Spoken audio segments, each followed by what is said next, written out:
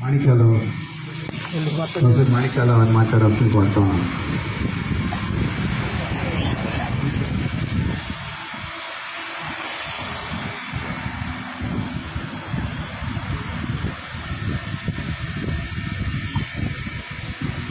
ఈ రిలే దీక్షలో పాల్గొన్న పెద్దలకు, కార్యకర్తలందరికీ నా ధన్యవాదాలు.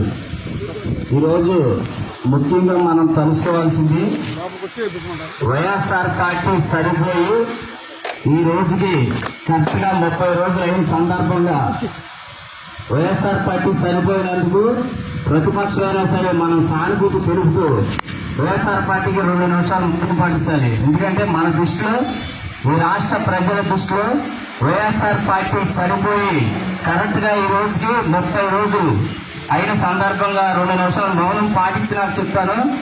ఇది నాకు లాస్ట్ రోజు కాబట్టి నేను ఎక్కువగానే మాట్లాడతాను. నాకు ఈ అవకాశం రాదు. నా మనసులో ఉన్నాయని నేర్పాలని కోరుకుంటున్నాను.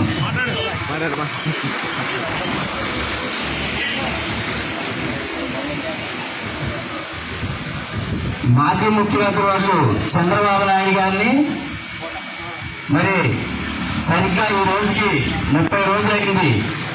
స్కిల్ డెవలప్మెంట్ కేసు ఏ ఆధారాలు లేకుండా ఈ సైకో ముఖ్యమంత్రి దుర్మార్గంగా, అతి కిరాతకంగా మరి 15 సంవత్సరాలు ప్రతిపక్ష నాయకుడిగా, 14 సంవత్సరాలు ముఖ్యమంత్రిగా చేశాడన్న గౌరవం కూడా లేకుండా అతి దుర్మార్గంగా చంద్రబాబు నాయుడు గారిని అరెస్ట్ చేసి పెద్ద తప్పు చేశాడు ఈ జగన్మోహన్ రెడ్డి. ఎందుకంటే చంద్రబాబు నాయుడు గారి విజయాన్ని, చంద్రబాబు నాయుడు గారి గొప్పతనాన్ని ఇప్పటి వరకు ఈ రాష్ట్ర ప్రజలే ఒప్పుకున్నారు. కానీ ఇన్నాళ్ళ మట్టి 30 రోజుల మట్టి కూడా ప్రపంచ దేశాలలో అన్ని రాష్ట్రాల్లో ఉన్న ముఖ్యమంత్రులు కూడా చంద్రబాబు నాయుడు గారి నిజాయితీ పడని తెలియజేశారు. జగన్మోహన్ రెడ్డి గారు ఒకటి గుర్తుపెట్టుకోండి, మీరు ఎన్ని కేసులు పెట్టినా సామాన్య కార్యకర్తల మీద కూడా కేసులు పెడుతున్నారు, మా నాయకుడి మీద కూడా కేసులు పెట్టారు. ఒకరు గుర్తు పెట్టుకొని జగన్మోహన్ రెడ్డి గారు అని మిమ్మల్ని సంబోధిస్తారు. కారణం ఏంటంటే ఆయన బూతులు పెట్టాలని. కానీ నువ్వు ఈ రాష్ట్రానికి ముఖ్యమంత్రి కాబట్టి నీకు విలువ ఇవ్వాలి కాబట్టి మేము అలా మాట్లాడతాం. మీకు మిమ్మల్ని అడ్డదట్టంగా బూతులు మాట్లాడతాం మాకు వచ్చు, మా నాయకుడికి వచ్చు. కానీ మా నాయకుడు మాకు అది నేర్పలేదు కాబట్టి 30 రోజులు బట్టి ఏమీ జరగకుండా ఇంత ప్రశాంతంగా రీనగే దీక్షలు జరుగుతున్నాయంటే బహుశా రాష్ట్ర చరిత్రలో ఇదే మొట్టమొదటిసారని తెలుసుకోవాలని ఈ ప్రజలు కూడా ఆకాంక్షిస్తున్నారు. ఒకటి గుర్తుపెట్టుకోండి, జగన్మోహన్ రెడ్డి గారు మీరు అనేకమైన కేసులు పెట్టారు.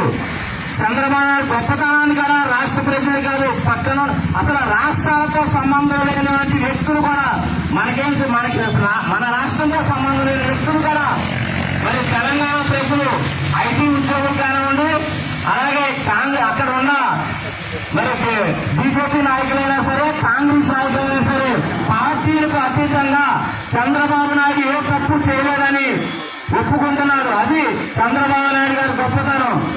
మరి ఈ రోజున మీరు ఫేస్బుక్ లో చూస్తున్నారో లేదు, జనసేన మనం కలిసిన దగ్గర నుండి జనసేన చంద్రబాబు నాయుడు గారు తిట్టినట్టు, చంద్రబాబు నాయుడు గారు జనసేన పవన్ కళ్యాణ్ తిట్టినట్టు ఫేస్బుక్ లో వైఎస్ఆర్ పార్టీ కార్యకర్తలు కానివ్వండి, వైఎస్ఆర్ పార్టీ నాయకులు కానివ్వండి రోజు పోస్టులు పెడతానే ఉన్నారు. మీరేం పోస్టులు పెట్టక్కర్లేదు. మొదలేపల్లిలో జరిగిన మీటింగ్ లో పవన్ కళ్యాణ్ గారు స్వయంగా చెప్పారు, మీరు అది చూసుకోండి. రేపు నుంచి మీకు ఆ ఫేస్బుక్ లో అవన్నీ పెట్టినా మీ శాంక్షన్ గారు పొక్కే ఆల్రెడీ ఆయన నోట్లోనే చెప్పారు. ఎందుకంటే చంద్రబాబు నాయుడు గారికి నాకు తగాదాలు ఉండవచ్చు, నేను కూడా ఆయన్ని ఖండించవచ్చు, అలాగే ఆయన కూడా నన్ను ఖండించారని స్వయంగా జనసేన అధ్యక్షుడు వచ్చున్నారు. మీరంటే ఆ ఫేస్బుక్ లో పెట్టేది ఆయన పబ్లిక్ గా 1,00,000 మంది సాక్షిగా చెప్పాడు. ఎందుకంటే చంద్రబాబు నాయుడు నాకు గొడవ ఉన్నమాట వాస్తవే, కానీ ఈ రాష్ట్రం గురించి, ఈ రాష్ట్ర ప్రజల భవిష్యత్తు గురించి, ఈ రాష్ట్రం డెవలప్ అవ్వాలంటే ఆయన ఒక్కటే చెప్తారు. మీ అందరూ గుర్తుందో లేదు, టీడీపీ అనుభవం, జనసేన యువశక్తి అంటే యువ రక్తం, టీడీపీ అనుభవంతో జనసేన పోరాట ప్రతినిధి ఎదురుకెళ్తానని చెప్పారు. నేను పదే చెప్తున్నా, ఇప్పటి వరకు నేను పవన్ కళ్యాణ్ సినిమాలు చూడలేదు, కానీ నేను ఎన్టీఆర్ ఫ్యాన్స్నే. కానీ ఈ రోజు నేను చెప్తున్నా, ఎన్టీఆర్ గారి ఫ్యాన్స్ కూడా ఎన్టీఆర్ గారి కానీ నేను ఒకటే చెప్తున్నా, మీరు చంద్రబాబు నాయుడు గారిని వెనకేసి వచ్చి మాట్లాడమంటలేదు, కానీ ఒక్క చిన్న స్టేట్మెంట్ పడిపోయేది. ప్రతిపక్ష నాయకుల మీద ఇలా దుర్మార్గంగా కేసులు పెడతాం అన్యాయం అని ఒక్క చిన్న స్టేట్మెంట్ చెప్తే మాకు ఎంతో సంతోషం ఉండేది. కానీ ఈ రోజు నుంచి చెప్తున్నా, నేను నిజంగా పవన్ కళ్యాణ్ ఫ్యాన్స్. ఈ రోజు నుంచి పవన్ కళ్యాణ్ సినిమా ఏ రిలీజ్ అయినా సరే నేను ఇట్లాంటి సినిమా చూడాలి.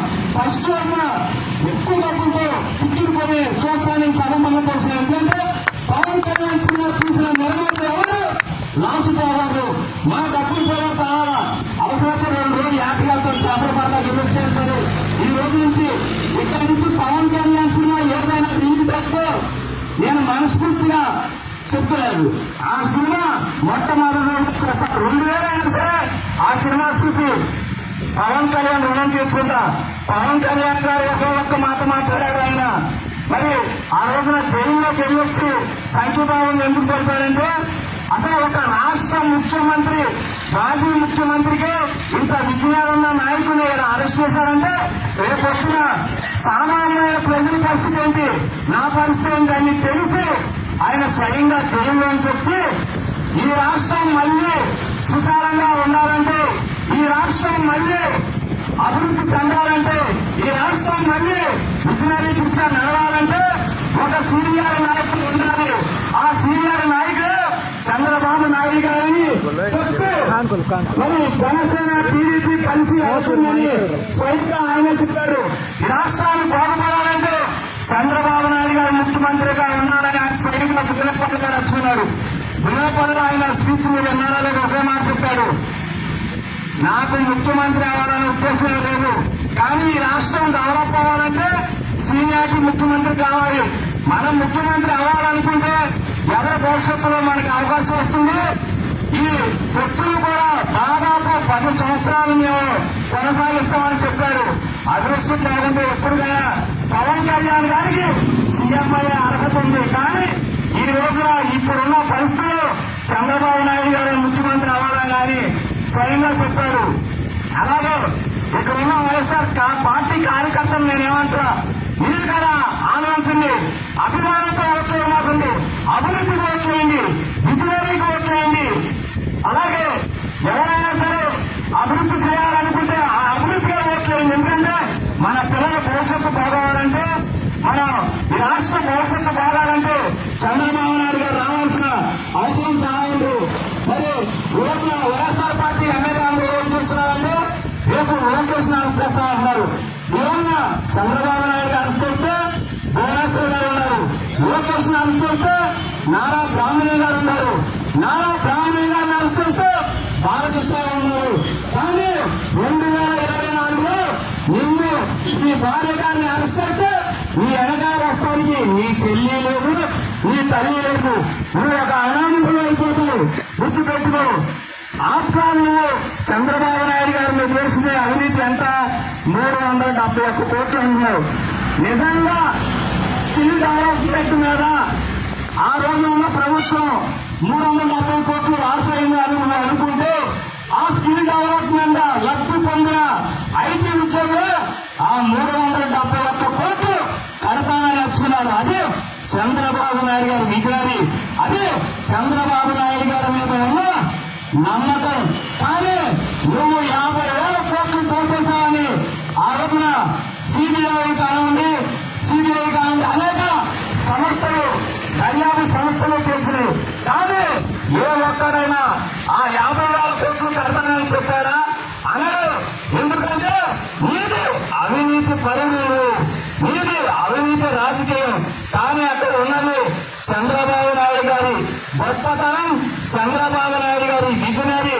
ఒకరు గుర్తుపెట్టుకో, జగన్మోహన్ రెడ్డి గారు మీరు చేసిన తప్పుకి మీ పార్టీ ఎమ్మెల్యేలు కూడా గుంపు చింతలు పడుతున్నారు. ఏదో మీ మెప్పు పొందాలని మాట్లాడుతున్నారే కానీ ఏ రోజైతే నువ్వు చంద్రబాబు నాయుడు గారిని అరెస్ట్ చేశావు ఆ రోజు నుంచి మీ పార్టీ ఎమ్మెల్యేలు నోరు సైలెంట్ అయిపోయింది. ఎందుకంటే ప్రజల్లో అంత సానుభూతి ఉంది. ఏంటి మన జగన్మోహన్ రెడ్డి ఈ టైంలో అనవసరంగా చంద్రబాబు నాయుడు గారిని అరెస్ట్ చేశారని వాళ్ళ మనసులో ఉంది. కానీ నీకు ఎవరు చెప్తే సాహసం చేయలేరు. ఎందుకంటే నువ్వు ఒక్కడు నీ అంతగా నువ్వు కోర్టులను మేనేజ్ చేయవచ్చు, న్యాయ వ్యవస్థను మేనేజ్ చేయవచ్చు, కానీ ప్రజల్ని మేనేజ్ చేయలేవు. 2024 వరకు ఎలక్షన్ వరకు ఆయన నువ్వు జైల్లో పెట్టాలనుకున్నా సరే అసెంబ్లీ రౌడీ సినిమా చూసేవాళ్ళు. ఆయన జైల్లో నుంచి ఆయన నువ్వు ఎన్ని రోజులు జైల్లో పెట్టినా ఒక్కొక్క కార్యకర్త ఎమ్మెల్యేగా పోటీ చేసి ఆ ఎమ్మెల్యేలో ఒక ముఖ్యమంత్రిగా తయారు చేసి మరి చంద్రబాబు నాయుడు గారిని జైల్లో నుంచి ముఖ్యమంత్రి చేసి ఆయన చేసిన శపథం ప్రకారం అసెంబ్లీలో నిలబెట్టే పనులు ఇక టీడీపీ నాయకులకు ఉంది, కార్యకర్తలకు ఉంది. ఇక్కడ ఇంకో విషయం చెప్పాలి. మనకు బలమైన స్నేహితుడు దొరికాడు. పవన్ కళ్యాణ్ ఎవరు తక్కువ అంచనా వేయద్దు. నిజాయితీగా చెప్పాలంటే నేను పార్టీ తరఫున మాట్లాడుతాను, మానవతంగా మాట్లాడుతున్నా. మన పార్టీ కార్యకర్తల కన్నా జనసేన కార్యకర్తల కన్నా ఎందుకంటానంటే ఆయన మీద అభిమానంతో వస్తారు. మన పార్టీ నాయకులు కొంత స్వార్థం ఉండవచ్చు, కానీ పవన్ కళ్యాణ్ నేను ఒక క్వశ్చన్ చెప్తున్నా. 2 పార్టీలు కూడా డబ్బులు పంచకుండా కనుక ఎలక్షన్కి వెళ్తే నిజాయితీగా పవన్ కళ్యాణ్ గారికి ఎక్కువ ఓట్లు పడతాయి.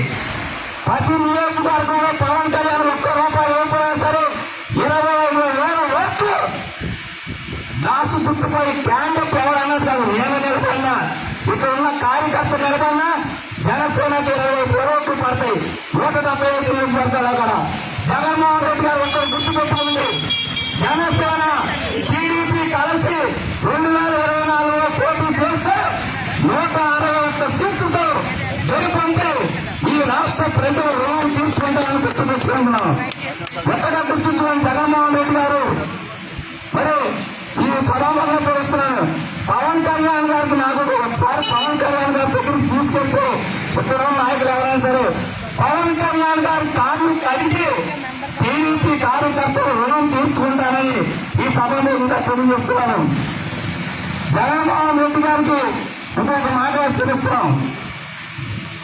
మీ అవినీతి పరుడు ముద్ర వేయడానికి అక్కడ ఉన్నదేమి మీకు వెళ్ళి తండ్రిని అడ్డం పెట్టుకుని కోట్ల ఆస్తులు సంపాదించిన వ్యక్తులు కాదు.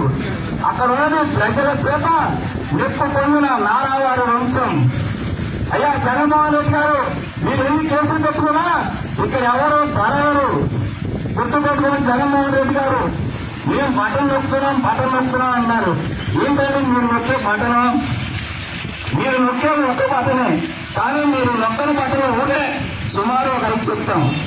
మీరు నొక్కని బటన్ ఆగిపోయిన పోలవరం, మీరు నొక్కని బటన్ ఆగిపోయిన అమరావతి, మీరు నొక్కని బటన్ ఇళ్ల స్థలాల స్కామ్, మీరు నొక్కని బటన్ బ్రాండీ షాపులు మద్యంలో మీ అకౌంట్లు పడకుండా సొంతంగా మీ ఇంటికి చేరుస్తున్న మూటలు, నువ్వు నొక్కని బటన్ ఇసుక దండ టాపీ వేస్తున్న అన్యాయంగా చేసి ఇసుక మాఫియా, ఇక్కడ ఎమ్మెల్యేలు కూడా ఇసుక మాఫియా చేస్తున్నారు. అది నువ్వు నొక్కని బటన్.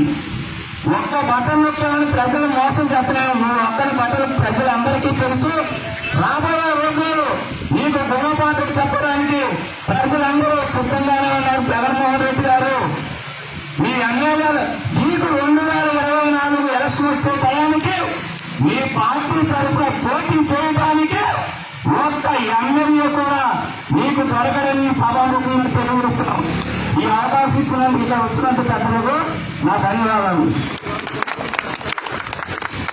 ఎమ్మెల్యే పోటీ చేసి సిటీకి నాగరాజు ఉన్నాడు రెడీగా, ఎందుకు దొరకరు అక్కడ? అలాగే ముందు నామినేషన్ ఇస్తే తర్వాత కదా గ్రామ శాఖ నుంచి గ్రామ శాఖ అధ్యక్షుడిగా